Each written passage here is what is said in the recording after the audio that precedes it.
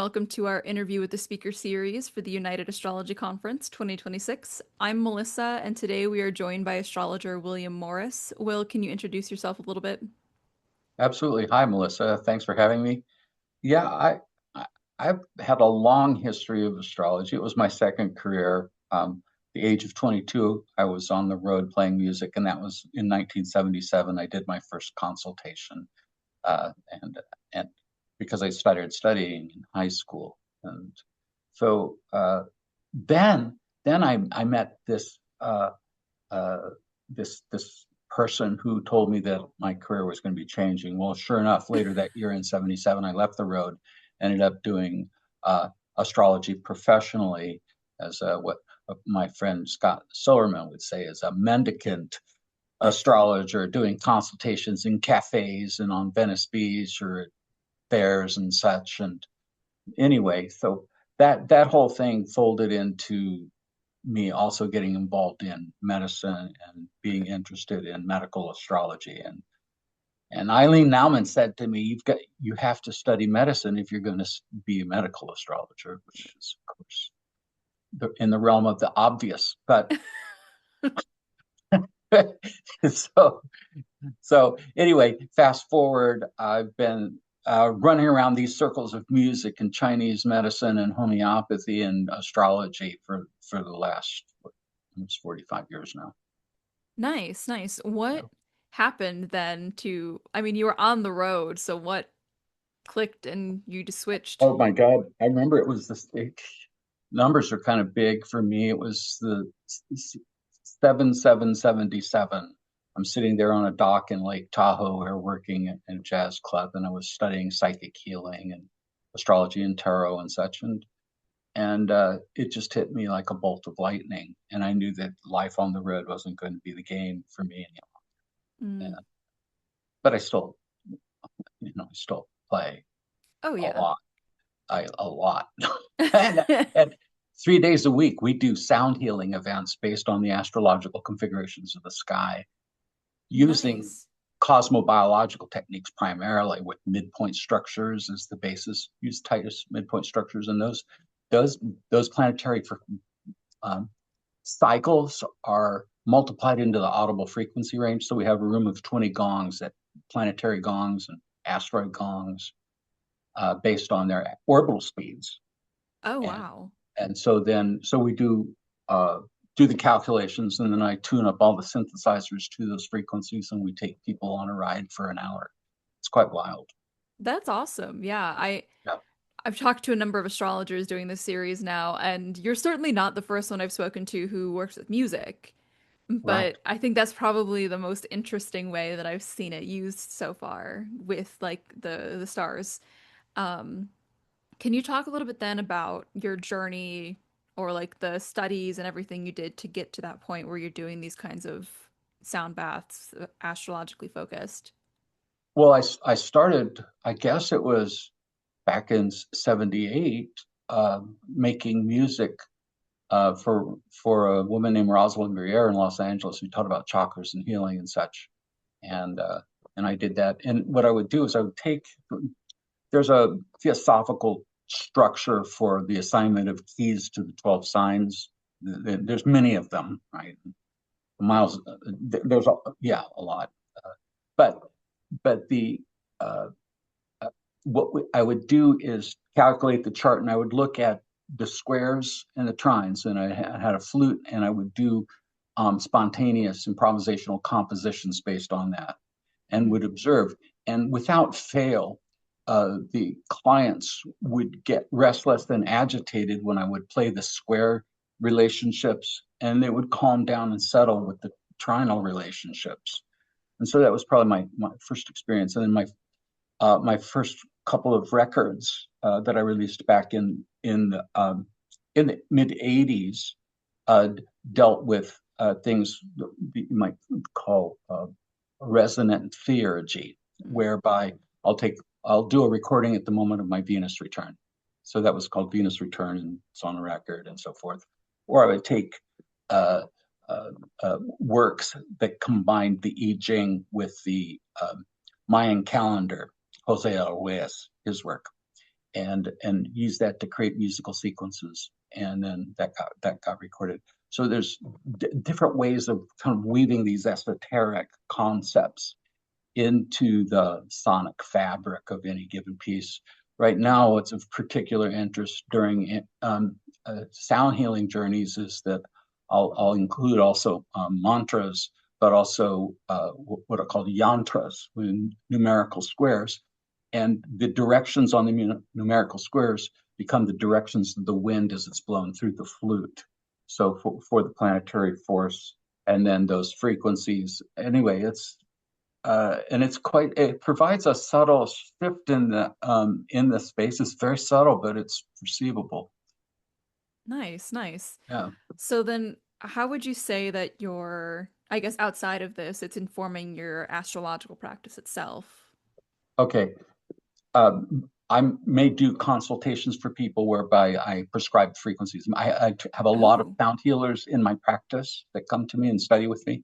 So, I'll there's different tools. So, the use of harmonic charts and amplified harmonic charts. There's tools for doing that with the sound healing.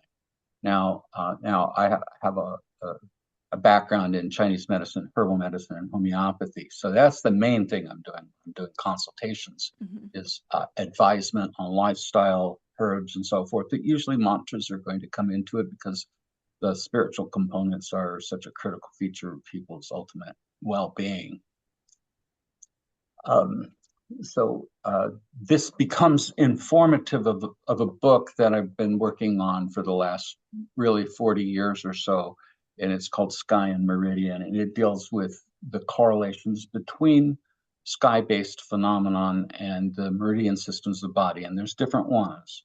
So for instance, we can see in the octatopos formats of the astrological construct from, say, Mesopotamia, or in the Kala chakra for the Buddhist and Vedic practitioners, we have an eightfold division of the astrological chart for that. Well, Mhm. that fits with the eight extraordinary vessels of Chinese medicine. So that book will contain that material, and I teach that in my coursework and so forth. Yeah, Nice, there's nice. many of them. Example. This one example. So then, going back to your music real quick, Yeah, this is related, I promise. How were you trained musically? Were you self-taught or did you have teachers for this? I had I went to college for it. Okay. I dropped out of college because I got work on the road, but I studied with Mitch Feeders of the Los Angeles Philharmonic. I Oh, studied with wow. I studied with also big band drummers in that area. I also studied with Malcolm Cecil, who did the synthesizer work for Stevie Wonder's Songs in the Key of Life. He had this huge Mm. multi-panel modular synth. So I was studying modular synthesis with him and working on combining these synthesis concepts and musical concepts. And I played with people. I really learned a lot from whom I played with. But I studied with a man named Bill Green, who trained the studio musicians in Los Angeles on wind instruments. And so I studied flute with Bill, and that was my pathway into the flute. The percussion was the other instrument, drums, and then I've always studied with people. I study Indian ragas on the classical Indian flute, the bansuri, Okay. which has they've the ragas have these things about times of day. Well, that's a resonant feature for uh, diurnal motion of planets, Hmm. right? So you can target a location of a planet in a chart based on that, and then select the raga for if the sun were in that time of day, and there you Okay. have a raga for that stellium. That's awesome. The reason I ask is Mhm. because it's not for somebody who's not well versed in music or like instruments, it doesn't feel like an obvious translation. But you've obviously studied this very hard, very thoroughly for the last few decades to be able Yeah, to translate it in this way. Was that always apparent from the very beginning of your astrological studies? it was. It has Nice. always been apparent to me. I was initiated when I was very young into a Pythagorean lineage Hmm. by a music producer who considered himself to be a Pythagorean numerologist. Anyway, the business of 12 signs, 12 keys, 12 meridians has been in my mind for the last 40 years. Yeah. Nice, nice. Mhm. Okay, so then let's talk a little bit about your history with UAC and with astrology conferences. Have you been to UAC in the past? Yes, I was at the last Chicago UAC. Nice, nice. And I so wanted to go to the one in New Orleans, but that just wasn't possible. I was in the midst of running some other conferences. Oh, that's fair, that's fair. Yeah, Scheduling conflicts happen, yeah. yeah. But so I have lots of different astrological conferences. Most of my time has been spent on my practice. Hmm. I was treating 45 patients a week and having horary chart calculations for each of them all through the Okay. 90s. So for a 20-year period, I was doing all these horary charts for every client that came through my clinic. And it was just a tremendous experience. And that was Yeah. based on the work of Olivia Barclay, who's essentially coming down out of the school of William Lilly. And of course, Culpeper was influenced by that. Nice, nice. And you call them patients, and you've mentioned, the obvious, which is that you need to have some kind of medical knowledge to be able to do this. What did that look like for you? What was your experience with that? Because I know there tends to be a division between, I think, imposed division between science and astrology, but that's not always Yeah, the case. that's what's exciting me is I've got a book I'm working on right now about that division about science. It's called Science and Astrology in Search of the Salient Subjective. I'm hoping to have that book out by the conference, but yeah, and I Nice. will. It's moving along quickly, but this idea. I remember we had a physician teaching in one of my early classes on physiology in a Chinese medicine school. So I have earned master's degree and doctorates. I've developed 3 doctoral degrees, regionally accredited doctoral degrees for Chinese medicine, and have also developed institutional review boards for uh, human subjects research. 3 of those I've developed, but I have an earned doctorate in Chinese medicine, but I also have a PhD whereby I focused on clinical interactions or how we know. It's called epistemology, how we know what we're doing, and Hmm. that information applies directly to the astrological conversation because the practitioner-client relationship has very similar commonalities, root basis assumptions between the disciplines relative to the practitioner client contract and the nature of the relationships that unfold in that process. Nice. Yeah. Yeah, I like that. Um, what does it look like then to be in a consultation with you? These days, I don't do consultations in person. I do them all online. Hmm. I Before it was all very procedural centered because I was working under an acupuncture license, which I still possess in Texas. Hmm. But I'm living in Canada now, so um, I, Hmm. it's all consultation. So usually I'll send an intake form to do good medical style astrology. It actually is well advised to have all the normal kind of clinical data that one would collect. We're working at it's an intersection here, a transdisciplinary intersection. So Hmm. the fullness of the best practices in medicine uh, and for me, it's herbal medicine and homeopathy, right?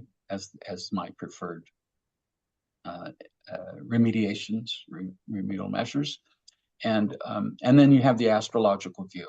So now in the astrological view, things we need are like events, big events, when the person came down with the disease, which they Hmm. call, of course, the decumbrature in the earlier times, and or hospitalization charts.